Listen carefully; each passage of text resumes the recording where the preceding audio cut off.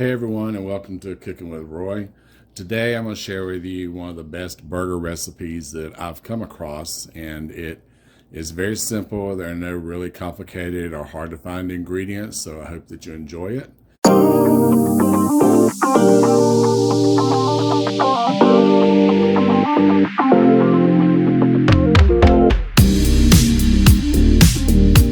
Hey everyone, and welcome to Cooking with Roy. Today I'm going to share with you one of the best burger recipes that I've come across, and we're going to start off by simply adding some pulverized carrots. And all I did was put these in the food processor, and we're going to throw those right into our bowl here.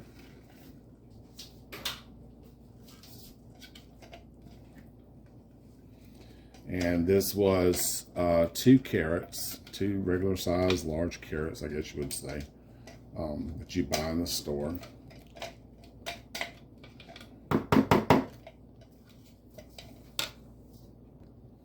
Okay, and next I'm just adding 2 stalks of celery that also I just put them in the food processor, rinsed them, chopped them, put them in there, and got a nice fine dice on those. They're not quite as much as the carrots, but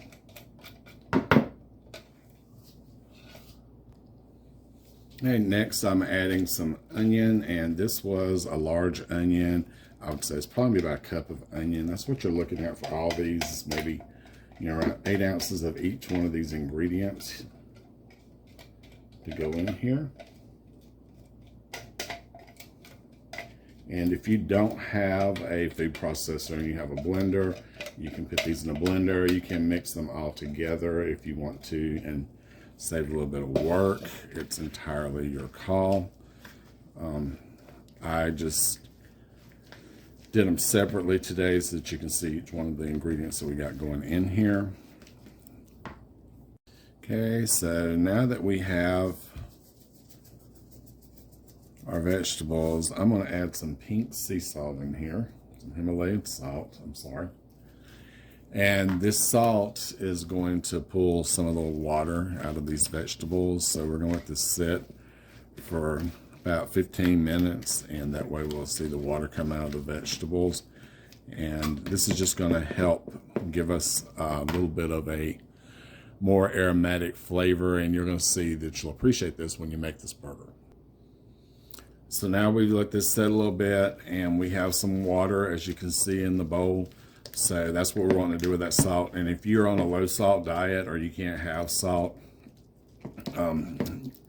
you can use a little bit of sugar if you want to, or if you don't, you can just skip the step altogether. But it just, to me, it gives it a better flavor if you let it kind of pull some of the water out. Okay, the next thing we're going to do, and these are kidney beans, that they're light kidney beans, not the dark kidney beans. You can use the dark or light black beans, any kind of bean that you want to with this. I just think that the light kidney beans make for a better beef flavor if you're doing a beef burger, and that's what we're kind of mimicking with this, is a beef burger. So the light kidney beans, I drained a little of the brine off of them and just kind of made a puree with them, and that's basically what you want to do. Just kind of mix everything together. I know it doesn't look very appetizing right now, but it'll come together in just a moment. And next we're going to add some garlic powder, about a teaspoon or so of that, some black pepper, a good teaspoon of that,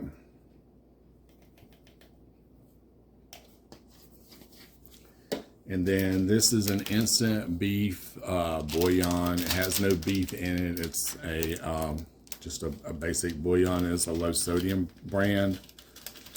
So we're going to add a package of that in as well. And get it all stirred together here.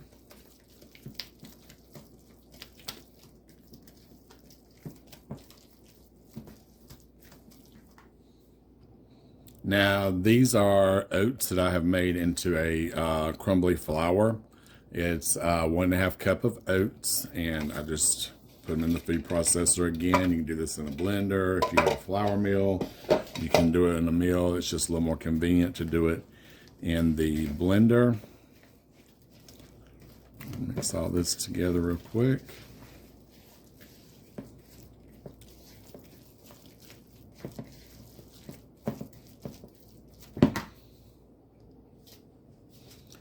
Then we're going to add in 2/3 of a cup, and you can use any kind of flour with this. I'm using just some all-purpose flour because I have some that I need to get rid of.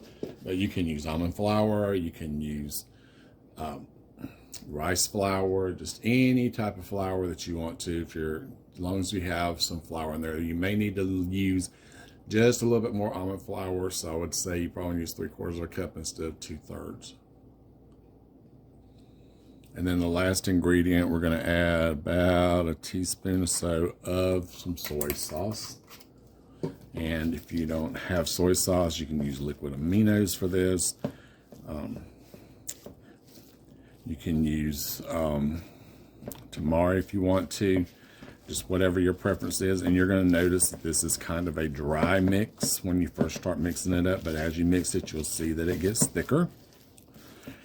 And there is one more step we're going to do with this, and that is after we get everything nice and mixed here, which we're almost there, we're going to let this set in the refrigerator for at least 4 hours because we want this to set up nice and get good and stiff, and it's going to have time to do that. Now, if you're, for some reason, you don't have, you get enough water out of your vegetables, or you have for some reason a dry mixture, because we don't want this to be dry at all, you can simply add a teaspoon or 2 of water, or you can add some almond milk or any other kind of milk that you want to this, just to give it a little bit of body and help with adding it up. So I'm going to set it in the fridge, and we will come back when it is ready to go. Okay, so now our mixture has had time to stiffen up, and I'm just heating up some olive oil in a nonstick pan. Now, if you don't have nonstick pans, you can do this in a regular skillet. I would recommend an iron skillet if you don't have nonstick. But you want to just make it into a patty once you've got it.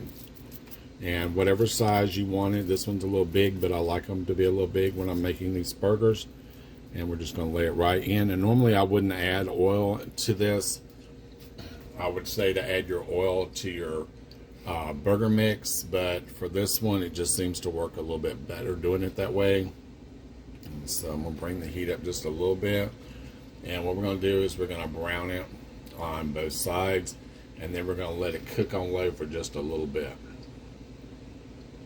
And once you begin to see that it started to brown on the one side, then we're going to give it a flip.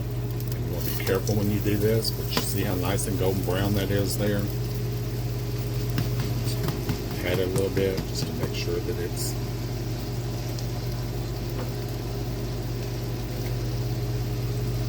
and we're just going to let it continue to cook and brown on this side. I'll come back in just a minute. And just to make sure it's not sticking, you might want to swirl it around a little bit in the pan. Like I said, this is one of the very few burgers that you'll ever hear me say add some oil to your pan for. Most of the time it's better to add the oil into the mix, or the coconut oil is usually what I would prefer for this because it's going to melt from the inside out. But in this case, the olive oil in the pan works a lot better. So we'll let it brown for just another minute. Okay, so now that it appears to be brown on the other side, we're going to once again flip. And now what we're going to do is cover this with a lid and drop the heat down to low. And we're going to do 15 minutes on each side. So let me get my timer set.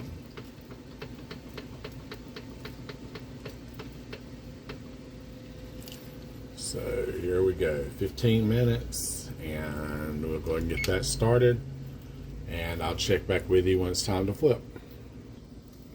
Okay, so it's about 15 minutes. I'll go ahead and give this a flip.